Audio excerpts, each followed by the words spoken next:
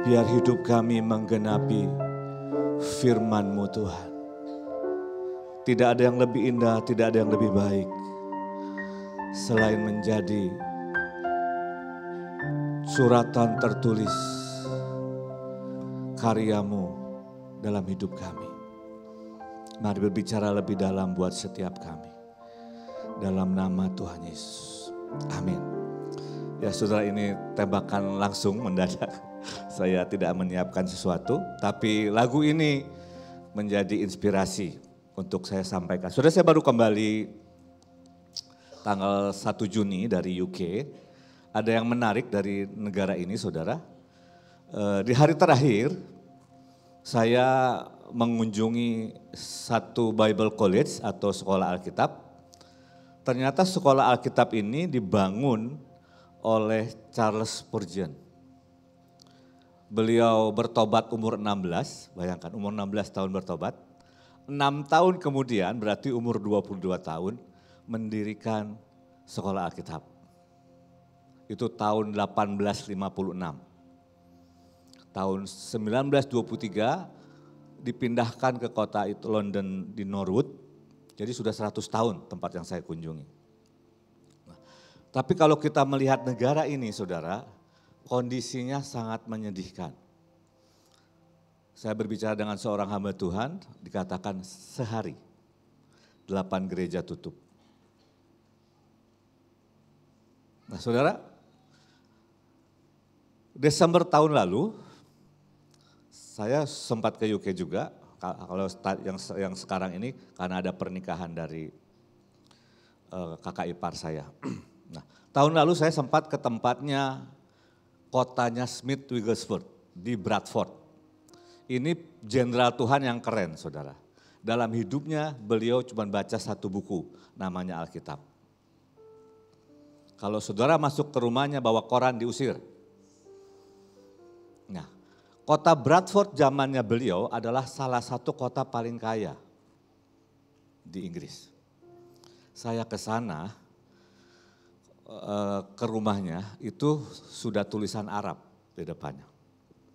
Dan istri saya pengen ke toilet, waktu ketemu orang Pakistan di situ, tapi lahiran Inggris, dia bilang, oh ada masjid di sana. Saudara tahu masjid itu?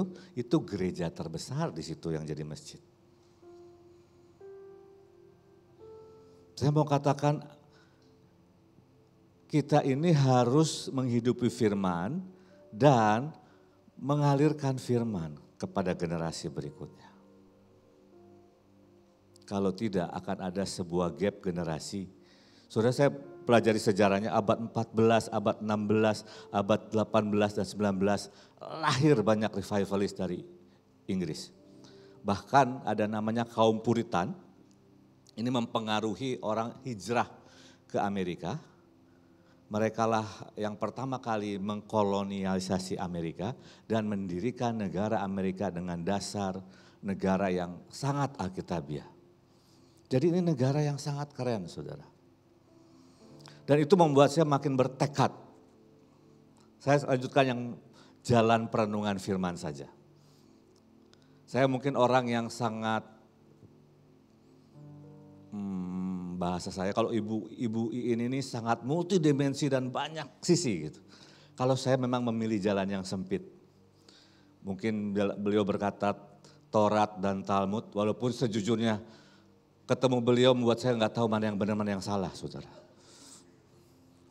Tapi satu hari saya berkata, Tuhan saya berterima kasih bahwa sejak saya bertobat, bahkan sebelum saya bertobat, ada satu buku yang sampai hari ini selalu saya baca, mungkin sudah lebih dari 100 kali, namanya Alkitab. Dan banyak orang menghafalkan firman Tuhan itu di luar kepala, itu masalah besar saudara. Saudara harus menghafalkan firman di dalam kepala dan ditulis di dalam hati. Amin. Saya mau baca dulu Yosua 1 ayat 8 saudara. Nanti kita akan bicara apa yang tadi saya diskusikan dengan Bapak Rolis Firman. Tolong boleh ayatnya dalam versi terjemahan baru saja. Dikatakan begini, janganlah engkau lupa memperkatakan kitab Taurat ini. Saya mau berkata, apa yang kau perkatakan setiap hari? Gosip atau gospel? Saya ingat dulu selama kami waktu masih kuliah, pembicaraan saya dan ibu ini selalu begini, kamu dapat apa hari ini pewahyuannya? Itu pembicaraan kami. Sampai hari ini saya dengan istri saya begini, kalau satu hari dia pelajari sesuatu, ini firmannya keren banget gitu. Kalau saya dapat sesuatu saya cerita, ini pewahyuannya keren banget. Itulah kehidupan saya. Nah, saya mau berkata begini saudara. Kita dilahirkan dari firman, betul? Saudara lahir baru dari firman. Roh saudara ini baru, karena yang lama udah gak bisa dipakai. Sudah terkontaminasi dengan gambarnya si ular saudara. Tuhan gak bisa pakai, harus dilahirkan baru. Tapi yang jadi masalah adalah jiwa kita. Pikiran kita itu bagian kita untuk memperbaharuinya. Disinilah letak banyak anak Tuhan tidak membenahi pikiran, perasaan dan kehendaknya. Kalau saudara mau menikmati kehidupan yang baru, saudara harus ganti dengan pikiran kerajaan surga. Tadi saya cerita sama Pak Rolis begini, kamu kan masuk dalam kehidupan rumah tangganya Ibu Coach. Ya, kehidupan mempelai yang sangat kudus-kudus. Kamu kan yang harus menyesuaikan toh, saya bilang. Sama, kita masuk ke dalam kerajaan surga, saudara gak bisa pakai pikiran saudara. Betul gak?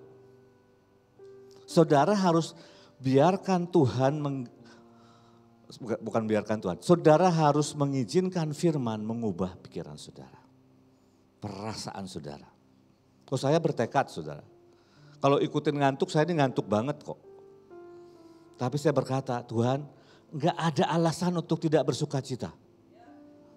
Enggak ada alasan untuk tidak bersyukur. Kita ini, Demos Sakarian, pendiri Full Gospel Ministry berkata begini.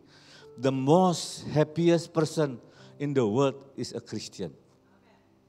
Ini bahasa Makassarnya begini. Orang yang paling berbahagia di dunia ini adalah orang Kristen. Loh kenapa? Saudara sangat dicintai Tuhan. Bahkan sebenarnya apapun yang saudara perlukan, jasmani, jiwani, rohani sudah diberikan.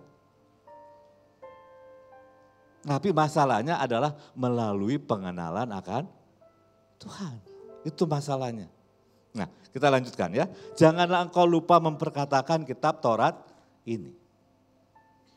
Jadi mulai perkatakan, saudara. Itu harus gini, mati dan hidup itu dikuasai lidah.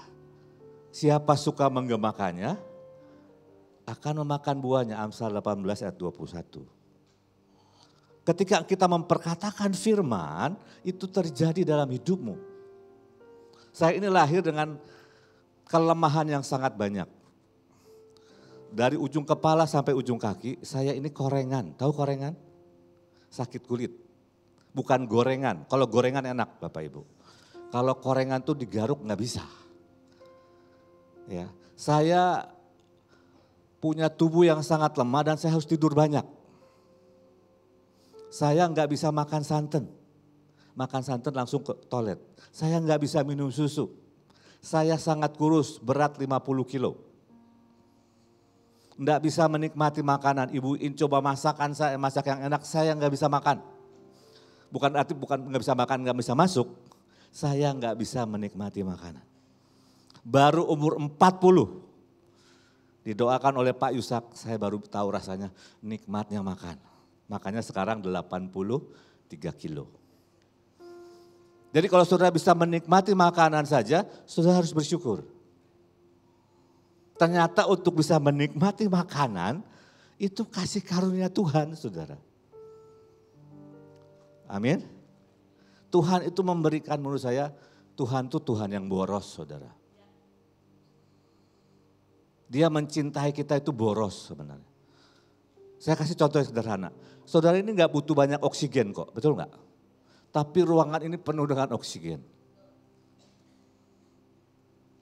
Tapi fokus kita itu seringkali tidak kepada kebaikan Tuhan. fokus kita kepada masalah. Tapi kembali, mulai ucapkan firman. Ya, lanjut ya. Tetapi renungkanlah itu siang dan malam. Nah, saya ini supaya singkat, saya ini punya satu tujuan hidup sebelum ini. Pengen cepat mati. Boleh tanya ibuin, lah pulanglah. Hidup ini banyak masalah, pulanglah.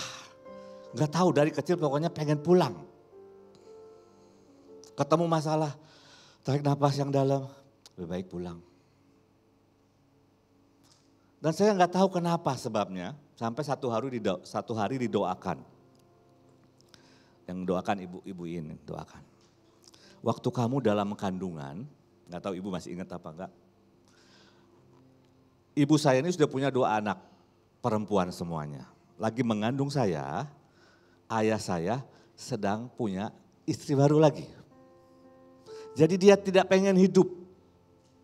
Tetapi karena sudah punya 2 anak terpaksa hidup. Lahirlah saya dengan pendiam, pemalu, dan tidak pengen hidup. Dan ini pergumulan saya udah potong-potong, patahkan, kutuk, pentahiran, apapun sudah saya kerjakan. Deklarasi sudah saya kerjakan. Satu hari saya mendengarkan khotbahnya Ibu Iren tentang inner child trauma. 1, saya mulai catat. Kedua, saya ini punya dulu direktur sekolah. Ini pelayanan yang sangat intens, saudara. Bayangkan setiap hari kami devotion itu dengar firman. Sebulan sekali ada 1 ayat yang saya suruh hafalkan setiap hari.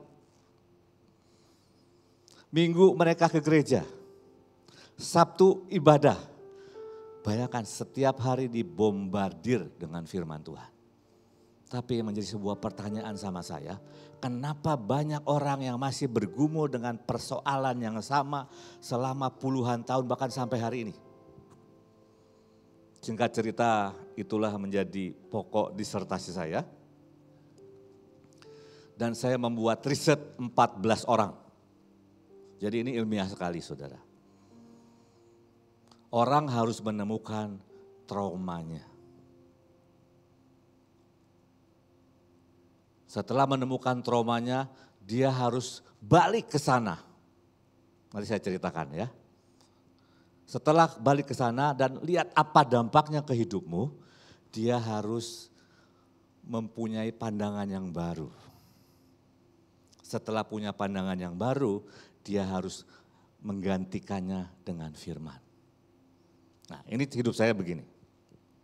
Saya sudah tahu trauma saya itu apa. Saya tidak pengen hidup. Hidup segan, mati takut, itulah saya. Jadi satu hari saya bilang, Tuhan, ini gak bisa begini terus. Saya harus sembuh dan saya harus pulih.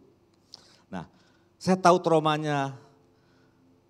Tapi saya juga gak tahu di dalam perut kan gak bisa bayangkan bagaimana. Jadi saya mulai berkata sama Tuhan, Tuhan beri saya firman. Dan hari itu Tuhan berikan sama saya Mazmur 40 ayat 8 dan 9. Ada tertulis tentang aku di dalam kitab-Mu. Dan aku suka melakukan kehendak-Mu. Saudara, saya nggak tahu ada apa hari itu selama bulan Februari dari tanggal 1 sampai tanggal 28 karena nggak ada 30.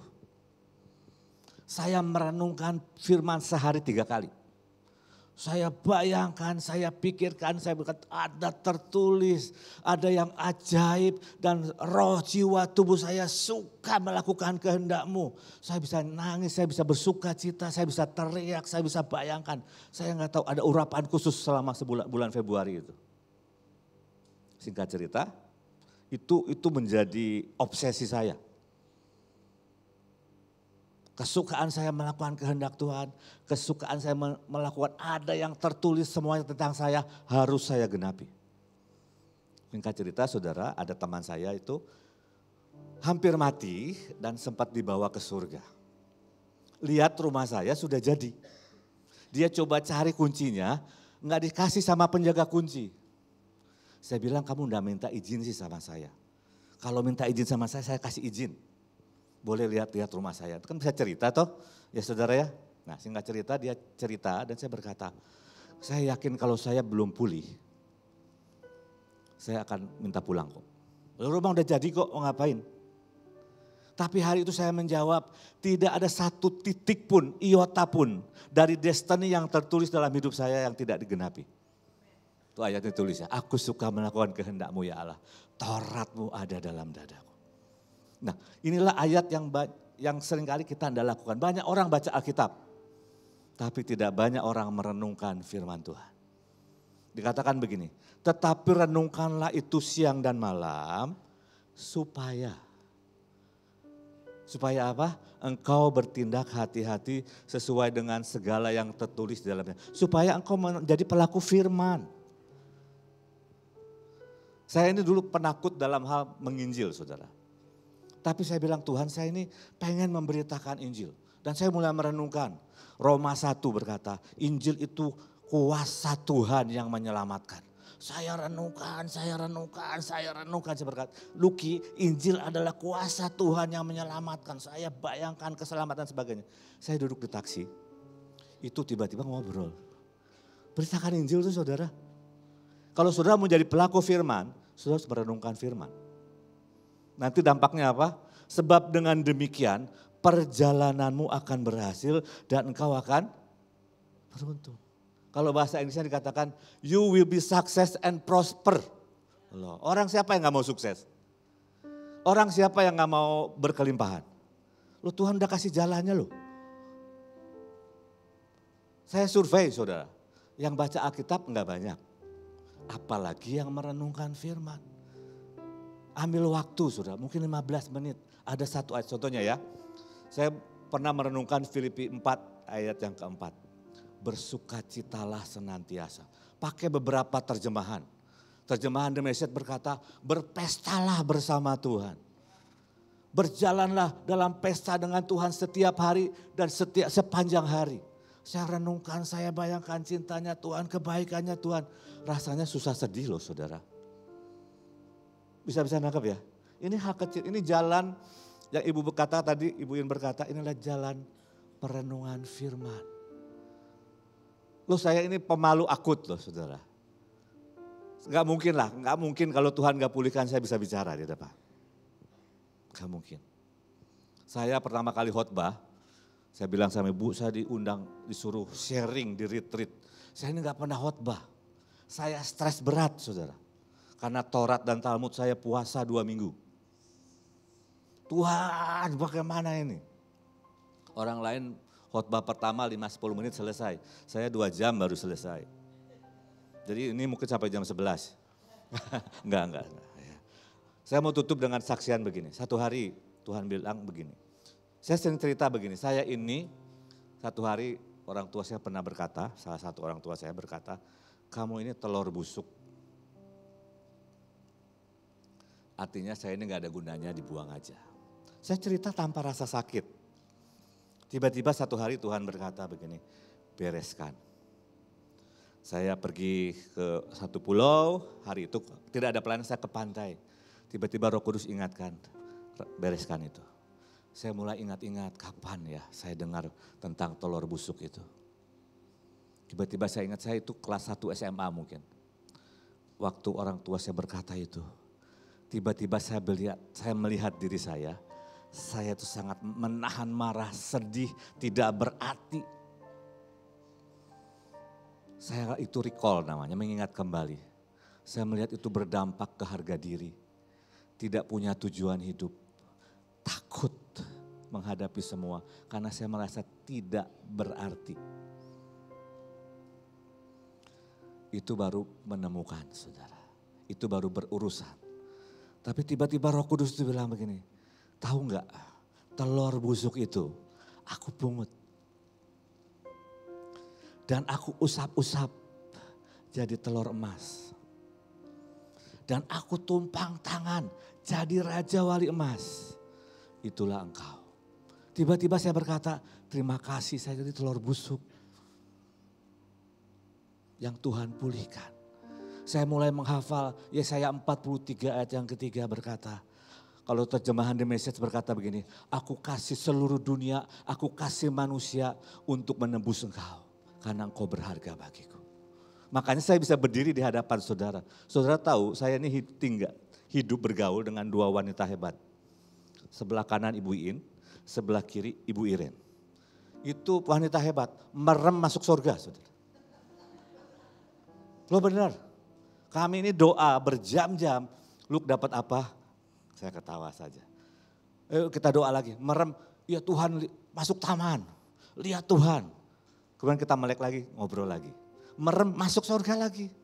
Ini bukan bercanda saudara, ini serius.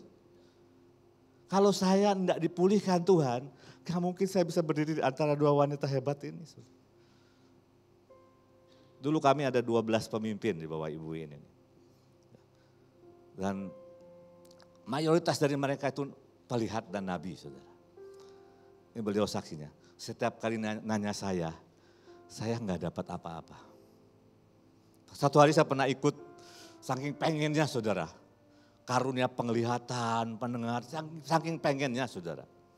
Saya ikutlah seminar kenabian. Coba merem, oke saya merem. Kamu lihat apa? Gelap.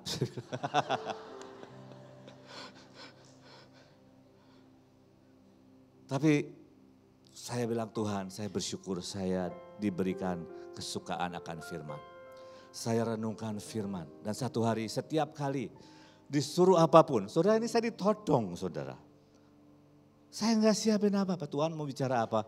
Dengerin aja tuh lagunya, oh ya. Dan ayatnya akan muncul. Saya tidak menghafalkan ayat secara khusus, pernah sih dulu. Saya menghafalkan tuh satu paragraf dalam bahasa Inggris. In the beginning was the Word. And the Word was with God. And the Word was God. Itu Yohanes 1 saudara. Satu paragraf tuh saya hafalin. Dulu. Tapi belakangan enggak, saya bilang lebih penting adalah baca, renungkan firman. Itu mengubah hidupmu. Mengubah value-mu. Mengubah rasamu. Merubah perilakumu. Kenapa saudara? Waktu saya di UK, dikatakan saya tanya sama seorang hamba Tuhan yang kami datang. Kapan terjadi pergeseran sehingga gereja yang hebat tiba-tiba kehilangan semuanya? Dia bilang secara sistematik itu masuk. Membuat orang tidak percaya firman. Membuat orang tidak percaya kedatangan Tuhan yang kedua kali. Bahkan mereka mencoba menggantikan Alkitab saudara. Yang mengerikan adalah mereka bahkan mulai mengacaukan jati diri manusia. Ketika orang lahir, ketika saudara lahir, pasti yang ditanya pertama adalah laki-laki atau perempuan. Betul? Salah satu lah atau yang kedua. Sekarang kan orang udah gak tahu lagi dia laki-laki atau perempuan. Dan saya nggak pernah selidiki, tapi saya pernah lihat brosurnya dibahas di Indonesia, Alkitab LGBT. Saudara kalau kita nih orang-orang Kristen tidak mencintai firman, membaca itu baik, sangat baik. Pemimpin kami Pak Yusak selalu berkata baca Alkitab. Tapi menurut saya next step lebih dalam adalah, langkah berikutnya lebih dalam adalah renungkan firman. Mulai dari mana Pak? Mulai dari pergumulanmu. Kalau pergumulanmu adalah keuangan, mulai cari ayat tentang keuangan. Allahku, apa katanya? Allahku akan memenuhi segala keperluanmu menurut dan kemuliaan dalam. Bayangkan kekayaannya dia seperti apa. Bayangkan kemuliaannya seperti apa. Loh saya ini bangun, saya ini punya mental melarat Bapak Ibu. Bukan cuma miskin, melarat. Satu hari saya ini suka anggur. Dulu ya, jangan kirim saya anggur lagi. Nah, dulu. Saya punya uang, saya ingat di dompet saya ada 500 ribu. Itu anggur cuma 50 ribu. Saya udah doling tuh di toko buah. Beli enggak. Beli. Saya datang lagi besokannya. Tuhan bilang beli nak nikmati. Enggak bisa saudara.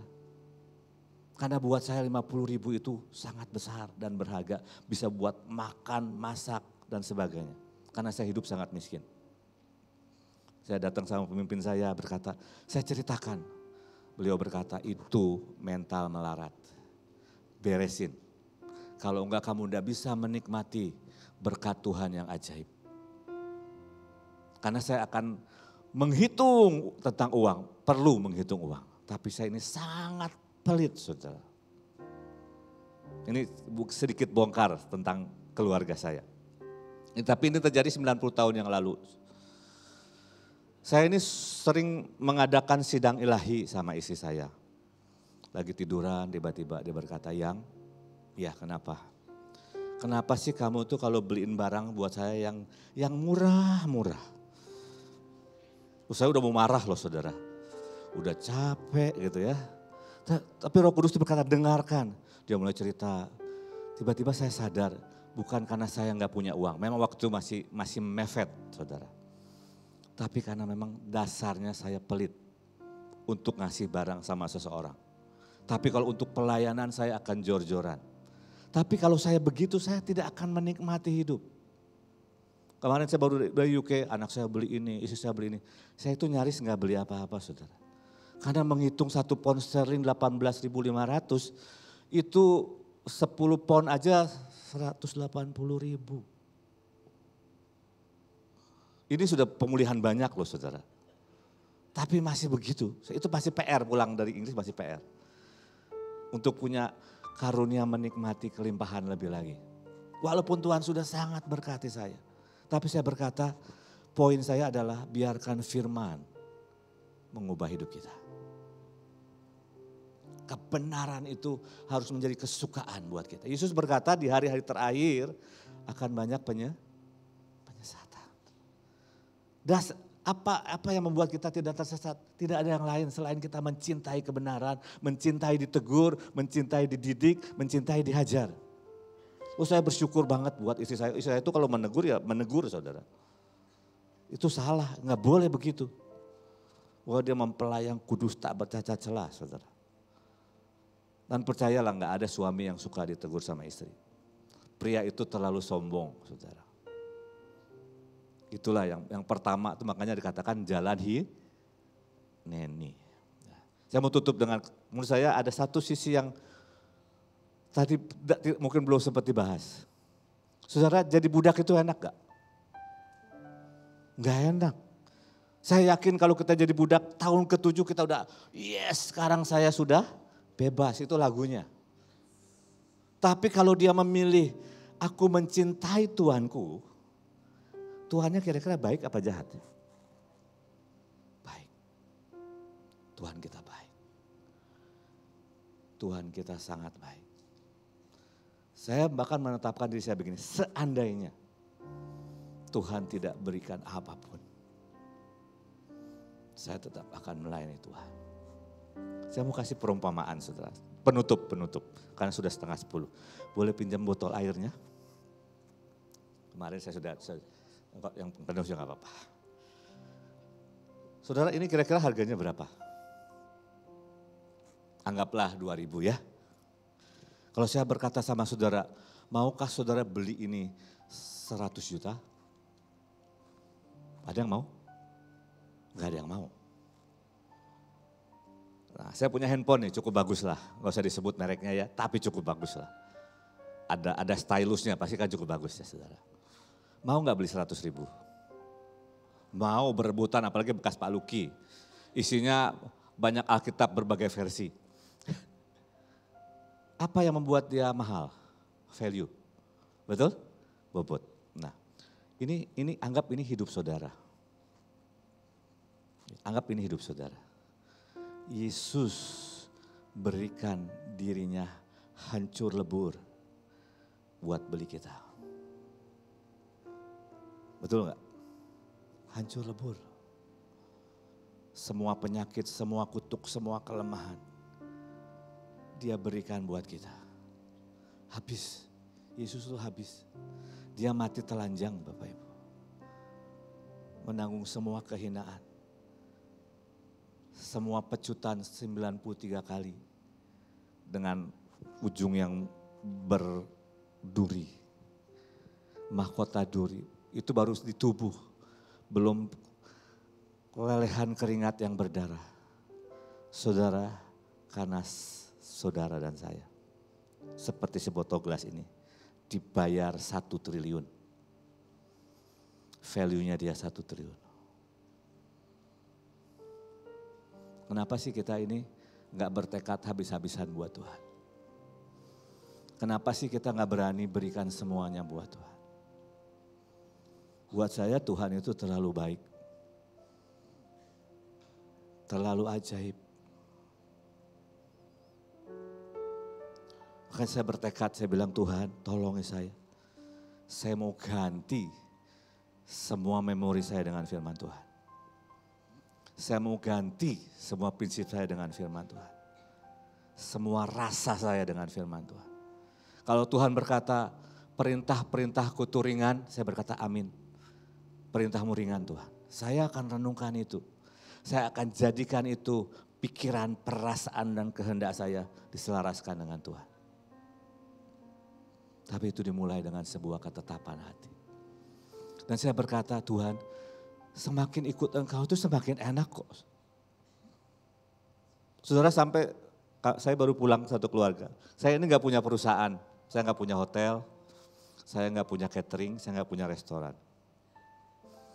Tapi saya meletakkan seluruh pekerjaan saya waktu kepada Tuhan. Tuhan berkata lah ini aku sepenuh waktu. Oke. Saya pegang sekolah, Ibu Irma, kamu jadi direktur. Keren direktur sekolah, tapi gak ngerti apa-apa saudara. Setahun kerjaan saya cuma keliling, doling, belajar dari sekolah ke sekolah. Istri saya belajar kurikulum. Gak ngerti apa-apa tentang sekolah. Tapi kami cuma berkata Tuhan, kami ini punyamu kok.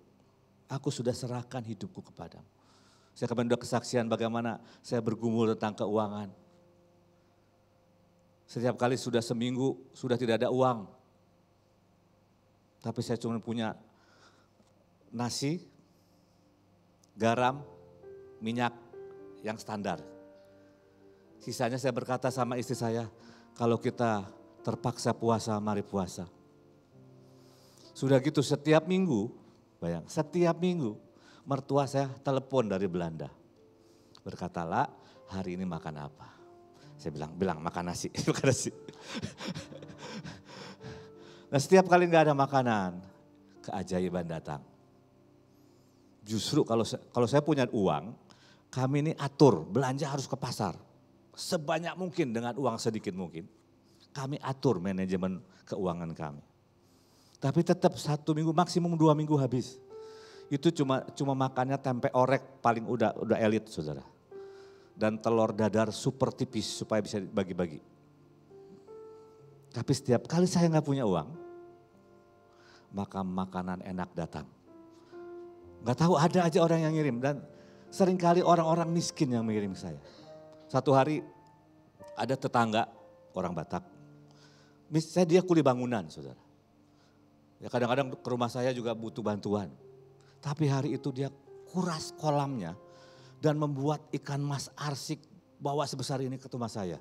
Pas saya nggak punya uang, nggak punya makanan. Kadang-kadang ibu ngirim babi panggang. Tapi begitu saya punya uang, nggak ada satupun yang ngirim. Jadi pertanyaannya mau punya uang apa nggak mau punya uang? Dan sejujurnya orang kalau punya uang itu seringkali nggak mengandalkan Tuhan. Betul nggak? Kita seringkali kalau punya uang, ya beli aja gampang. Kita nggak tanya Tuhan kok. Betul ya? Saya juga begitu kok. Saya nggak lebih baik dari saudara. Tapi saya melihat kalau kita setia, Tuhan itu sangat ingin memberkati kita. Tapi pertanyaannya, apakah berkat ini layak turun dalam hidup? Dan saya menemukan ketika hati saya, wadah saya, hidup saya sudah lebih layak di hadapannya. Itu uang gampang banget saudara ternyata. Saya ini baru balik dari UK loh. Sekeluarga 5 orang. Elit tenan lah saudara. Makan hampir setiap hari. hampir setiap hari ke restoran. Karena kalau masak harus cuci piring. Ya, masanya juga kita pergi peperangan jam 9 pagi, pulang jam 1 malam. Yang paling menyedihkan kita nyewa Airbnb itu bagus banget, keren banget. Kami baru masuk jam 2 pagi. Ya, jam 9 udah harus pergi lagi, nggak sempat menikmati saudara. Ya. Tapi saya mau berkata, Tuhan itu melimpahi dan mencukupi saudara. Tapi sekali lagi, hatimu ini siap nggak buat berkat? Tuhan itu sangat ingin, seperti yang ibu berkata. Tuhan itu apa ya, kebelet gitu. Tapi kalau Tuhan lihat ini enggak siap, nggak bisa. Nggak bisa saudara. Kita harus mengalami proses masalahnya. Proses penghabisan. Proses didikan. Tapi bisa nggak kita percaya dia Tuhan yang baik. Sehingga apapun proses yang kita alami, kita akan berkata terima kasih. Sejujurnya ya, kalau saya renungkan hidup saya, banyak hal saya sesali. Dalam arti begini, kenapa sih saya dulu nggak bersyukur? Kenapa sih saya dulu tidak merangkul yang namanya persoalan dan penderitaan yang Tuhan berikan? Saya mau tutup dengan satu cerita begini. Satu hari ada seorang mau membuat seminar, ini seorang motivator terkenal saudara. Dia memberi judul begini, kunci sukses. Oh, semua orang mau sukses ya toh? Semua orang udah daftar, sudah datang. Dan dia berkata, siapa di sini yang mau sukses? Semua angkat tangan, ini pembicara hebat. Cuma ada satu kata kalau mau sukses, trouble, kesulitan. Karena semua orang sukses sudah melewati kesulitan dan menang. Ada story-nya, ada ceritanya. Mari ikuti jalan yang ajaib. Perenungan firman itu enggak susah saudara. Kalau saudara bisa khawatir, maka saudara bisa merenungkan firman. Amin. Tapi saya mau tutup malam hari ini. Mari pejamkan mata sebentar. Nyanyikan lagu tadi, hidupku.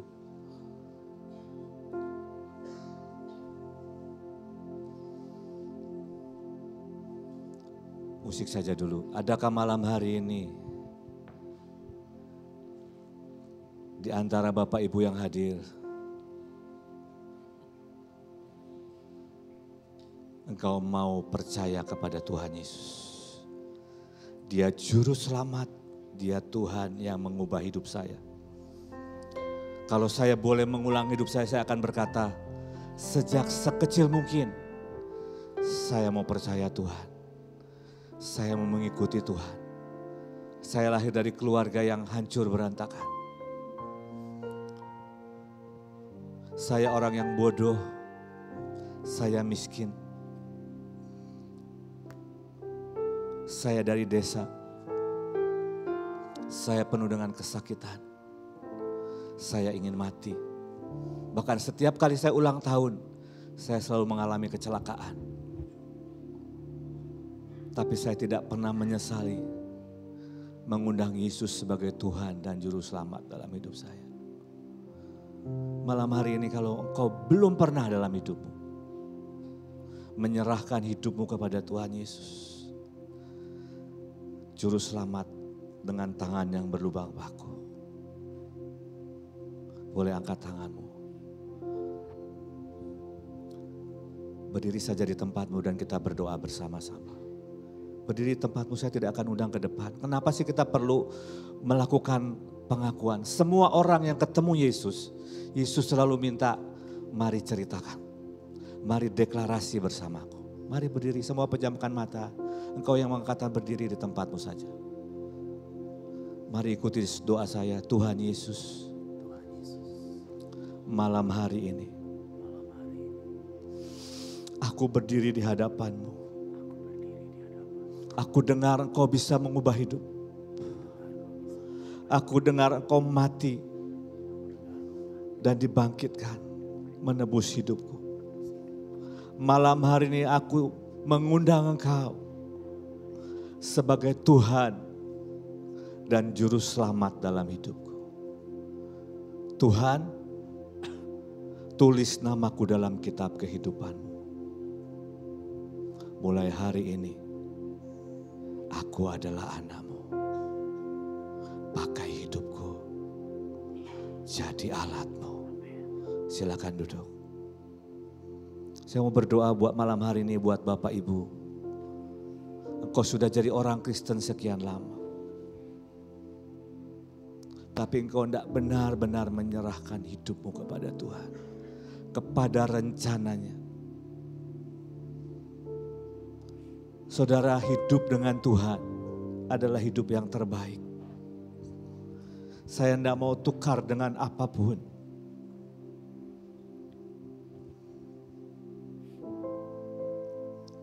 Saya bersyukur untuk orang-orang pendahulu saya. Para pemimpin saya yang mengajarkan bergaul dengan Tuhan. Dan satu hari Tuhan taruh dalam hidup saya sebuah kehausan dan kerinduan untuk mencari Dia. Saya enggak minta yang lain, saya cuma minta ketemu Tuhan.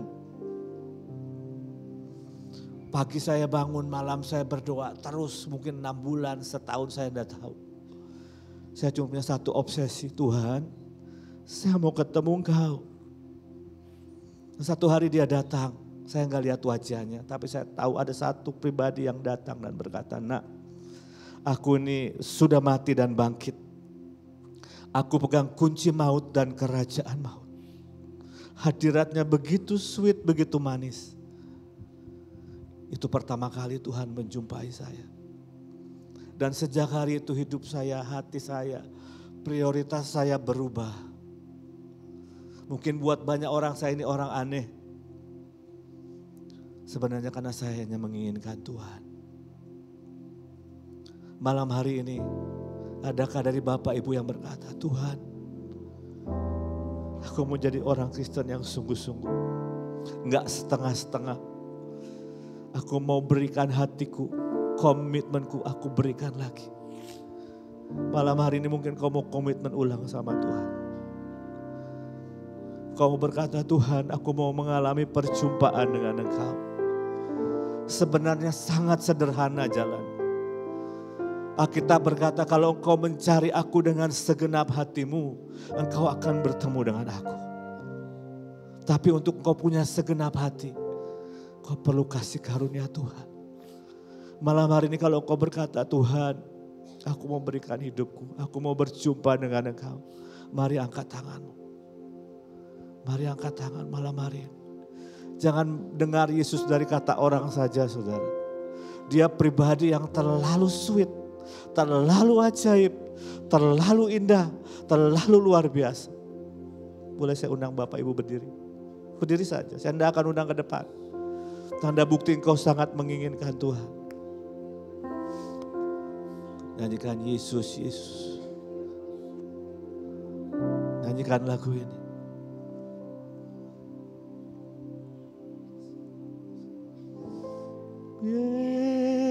Yesus, Tuhan, Kau terlalu berharga. Kau terlalu menginginkan kami.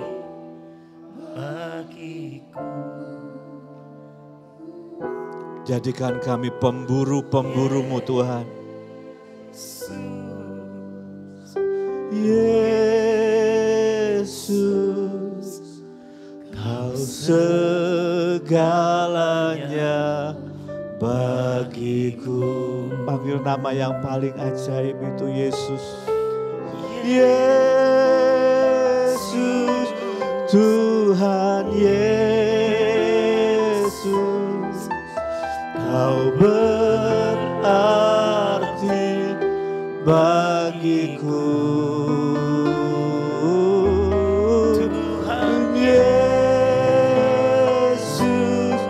Tuhan Yesus, Kau segalanya bagiku. Ini yang Tuhan taruh di hati saya. Untuk hal ini kau harus berdoa, minta sama Tuhan. Pribadi lepas pribadi. Minta saudara. Minta haus dan lapar akan Dia. Minta perjumpaan yang real dengan Dia. Sehingga kau tidak pernah ragu tentang cintanya. engkau tidak akan pernah ragu tentang kebaikannya. Karena setiap orang yang mengalami perjumpaan yang real dengan Tuhan, hidupnya tidak akan pernah sama lagi.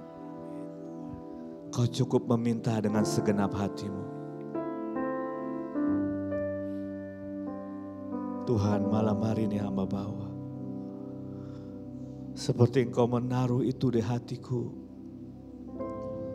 Biar kami menjadi orang-orang yang mengejar engkau. Engkau adalah Tuhan yang ingin diingini. Engkau adalah Tuhan yang ingin dicintai. Karena engkau sudah sangat mencintai kami. Lihat anak-anakmu yang berdiri. Tuhan, malam hari ini Roh Kudus tolongi kami, tolongi kami, tolongi kami. Tolongi kami Tuhan. Ada begitu banyak distraksi yang mengalihkan perhatian kami. Ada banyak mainan yang membuat kami ini tidak bisa fokus dengan Engkau. Tapi malam hari kasih karuniamu buat setiap kami. Kasih karuniamu buat setiap kami.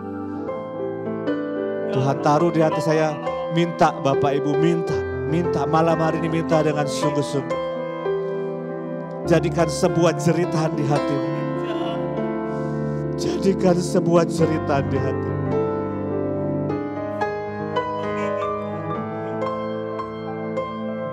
Terima kasih Tuhan. Terima kasih Tuhan. Yang terakhir, saudara yang selama ini tidak pernah rutin bisa baca Alkitab, sudah ingin punya kerinduan untuk baca firman dan kemudian merenungkannya. Malam ini saya mau berdoa, mengimpartasikan buat saudara. Saudara cukup angkat tangan di tempatmu. Bapa, izinkan, karena hamba tahu itu daripadamu. Berikan malam hari ini kesukaan akan firman. Seperti yang kau taruh dalam hidupku. Saudara, bahkan saya itu ada hari-hari kalau saya kurang baca firman, saya seperti orang sakau, saudara. Tubuh saya ini sudah terbiasa makan firman. Malam hari ini, mari angkat tanganmu. Bapa, hamba berdoa, izinkan hambamu mengimpartasi. Hari-hari ini biar kami bisa menikmati firman. Kami makan firman. Kami mencintai firman Tuhan. Terima kasih Tuhan. Terima kasih. Yesus, Yesus,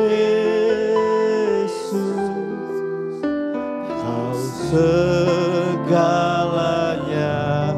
bagiku. Katakan Yesus, Kau segalanya.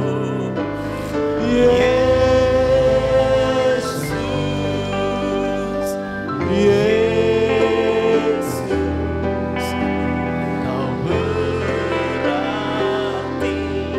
bagiku. Terima kasih Tuhan.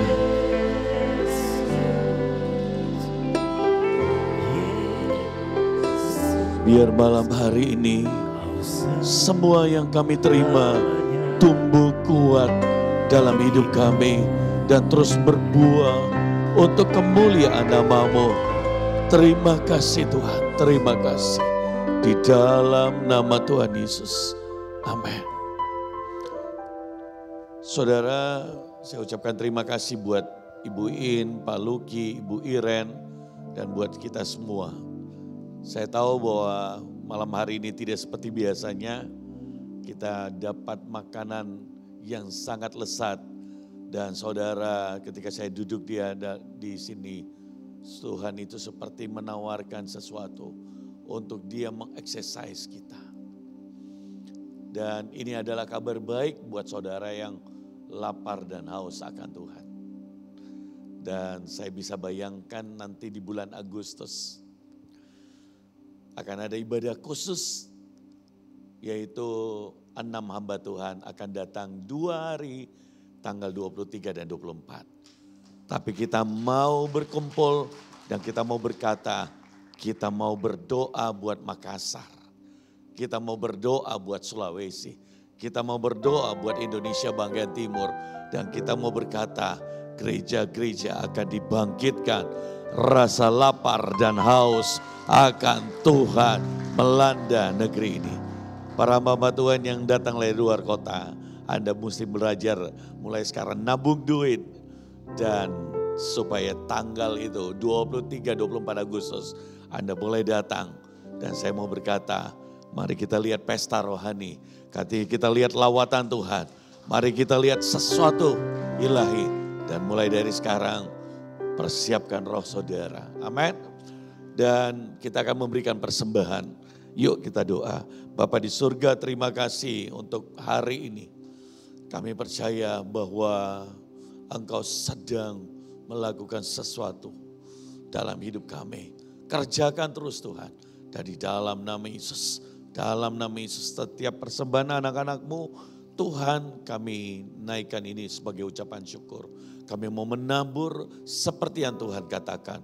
Karena kami telah diberkati dan kami persembahkan untuk kemuliaan nama-Mu. Dalam nama Tuhan Yesus. Amin. Baik, sambil persembahan dijalankan, saya mau berkata, saudara, siapa yang diberkati Tuhan buat malam hari ini? Amin. Dan saudara bisa melihat rekaman YouTube-nya di Joseph Henry Gomulia di YouTube. Dan saudara bisa dengarkan kembali. Saya bahkan sampai hari ini masih sering kali mendengarkan kembali khotbah Pak Petrus Agung. Padahal mungkin khotbah itu sudah beberapa kali.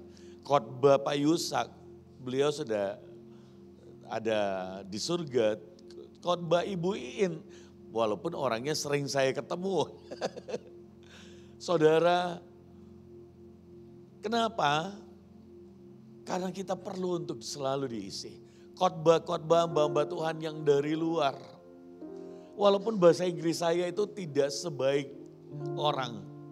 Mungkin saya bisa mendengar 30-40% itu udah bagus. Tapi zaman sekarang ada terjemahan yang kita bisa subscriber dan bisa lihat subtitlenya dan bisa diterjemahkan. Ada aplikasi. Itulah kalau kita pengen bertumbuh, kita pengen. Nah, kalau gembala saudara saja pengen untuk terus bertumbuh, saya percaya bahwa kita semua harus berlari lebih kencang lagi. Amin saudara, karena kita berada di penghujung akhir zaman. Amin. Amin. Saudara mau berlari bersama saya? Amin.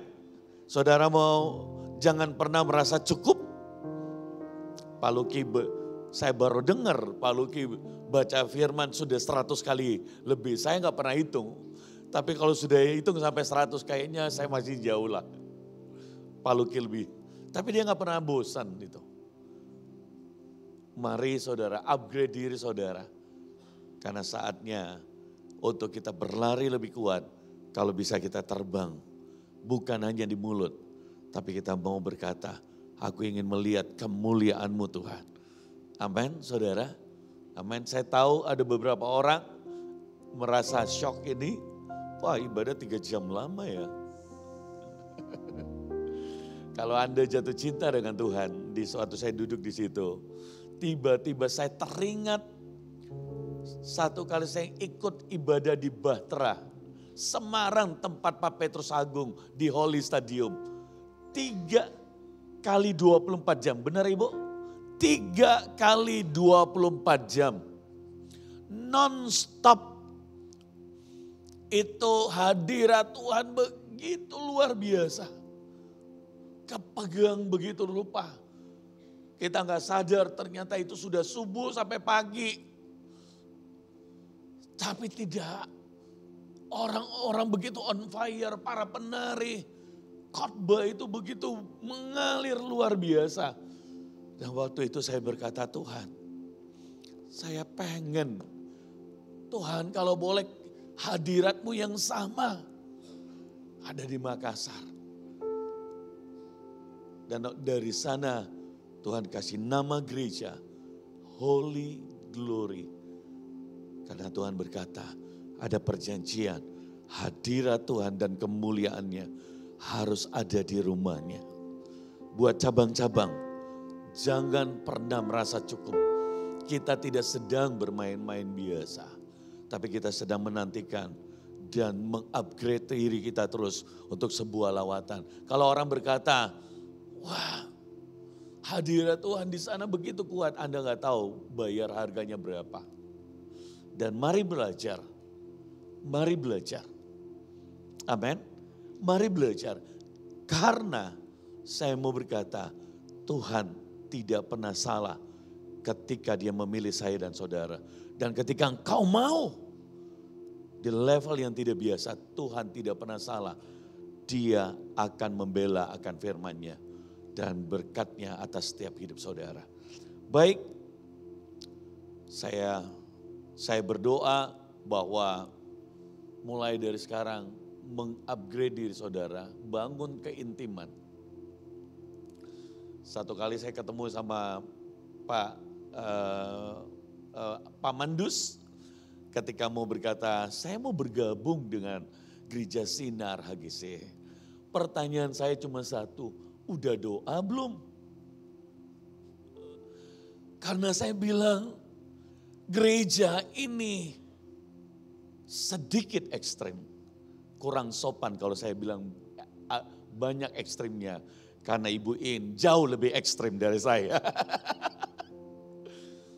Tapi saya mau berkata, saya mau berlari.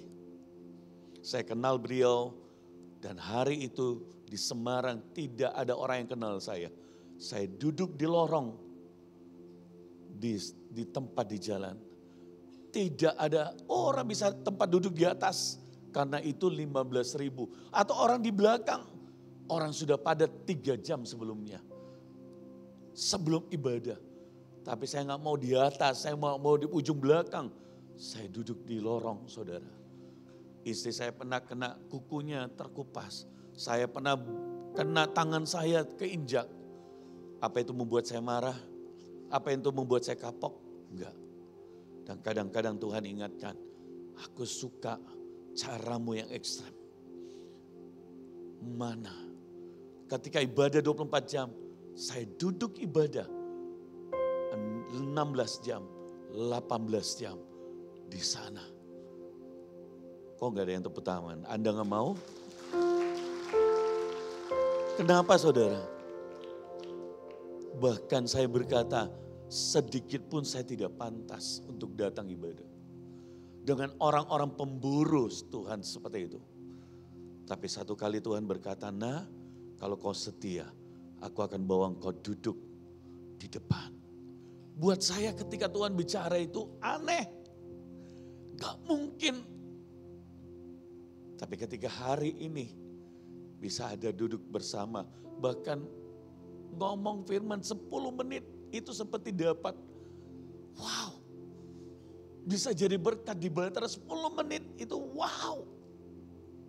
Biar jalan pergi kemana 2 kali pesawat 10 menit saya jalani. Karena saya orang yang tahu diri harusnya saya cuma duduk di lorong. Itu pemikiran saya. Gak ada orang yang kenal. Ketika bikin acara di stadium. Ibu yang berkata bagian 10 menit saya udah gemetar 10 menit. Saudara. Dan saya nangis. Hari itu 10 menit. Dan saya mau berkata 10 menit itu biar orang dilawat Tuhan. Dengan luar biasa. Saya mau bilang saudara. Kalau engkau sungguh-sungguh dipakai Tuhan. Sungguh-sungguh ingin upgrade diri saudara. Saya satu kali berlari dan saya lihat Pak Agung berlari. Dan Tuhan bilang berlari kamu lebih kencang baru bisa sama. Bisa mudeng sedikit. Apa yang Pak Agung ngomongin. Karena pertama-tama saya jadi anak, saya gak mudeng saudara. Dan untuk saya mudeng, Tuhan suruh saya jadi sopir. Angkat tasnya, layani dia makan, mulai hal-hal yang biasa. Jadi saya mau berkata bahwa jangan seperti di Eropa, baru kita mau berkata aku mau sungguh-sungguh. No, dari sekarang. Dan saya jemput kita bangkit berdiri. Mari angkat tangan saudara. Sekali lagi. Kina harataka ya shan. Saya ingin Tuhan tanamkan kerinduan di hatimu. Di akhir ibadah ini, biar hujan, lapar dan haus akan Tuhan turun atas saudara. Biar di akhir ibadah ini, apa yang perlu kau ganti? Mungkin selama ini banyak waktu untuk ngopi bareng dengan orang, ganti. Nonton, ganti. Ganti dengan doa, ganti dengan baca firman, ganti dengan merenungkan. Ganti dengan cerita pewahyuan. Sebab waktu Tuhan sudah sangat dekat. Dan Tuhan sangat serius. Kalau Anda bertahan sampai terakhir, saya mau berkata, karena engkau serius dan Tuhan lebih lagi serius bagimu. Mama saya ada di depan. Dia tahu pertama kali saya jadi hamba Tuhan, tidak tahu khotbah. Bahkan mama saya tanya, bagus sih khotbahnya anakku. Karena saya khotbah 20 ayat dan tidak pernah bicara, cuma baca ayat saja. Beda dengan anakku Ivan, begitu ngomong karena dapat impartasi dari engkongnya. Saya pernah tanya, kamu udah khotbah berapa lama? Enggak baru. Ini kayak sudah khotbah bertahun-tahun. Tapi kalau Anda dan saya adalah orang yang sebenarnya tidak dipilih. Banyak orang lain, tapi anugerahnya memilihmu. Saya mau berkata, angkat tanganmu. Jangan pernah merasa puas. Jangan pernah merasa cukup. Minta hujan. Biar Tuhan menarik hatimu. Biar Dia memperbesar kapasitasmu. Biar tubuh dan jiwamu mengikuti apa yang Roh Tuhan katakan. Dan engkau menjadi manusia-manusia ilahi. Karena ada urapan Tuhan. Roh Tuhan menuntun. Roh Tuhan memenuhimu. Roh Tuhan menguasaimu. Dan engkau adalah orang yang berjalan dalam lawatan Tuhan yang besar di akhir zaman. Bapa, kami angkat tangan kami. Dan di dalam nama Bapa, Putra dan Roh Kudus, biar hujan Roh-Mu turun atas kami. Urapan-Mu Tuhan, hati yang melekat, haus dan lapar akan Engkau melanda hidup kami. Dan di dalam nama Yesus, terimalah berkat ini, diberkatilah keluarga saudara, diberkatilah pelayanan saudara, diberkatilah bisnis, pekerjaan dan studi saudara, diberkatilah keluar masukmu. Lihat tanganmu diurapi Tuhan. Apa yang saudara sentuh, Tuhan buat menjadi besar, beruntun dan berhasil. Dan bersama keluarga kami terus melayani Tuhan dan menyenangkan hatinya dan menyelesaikan panggilan sampai akhir. Dalam nama Tuhan Yesus kami berdoa. Haleluya. Amin. Selamat malam, selamat beribadah. Tuhan Yesus memberkati.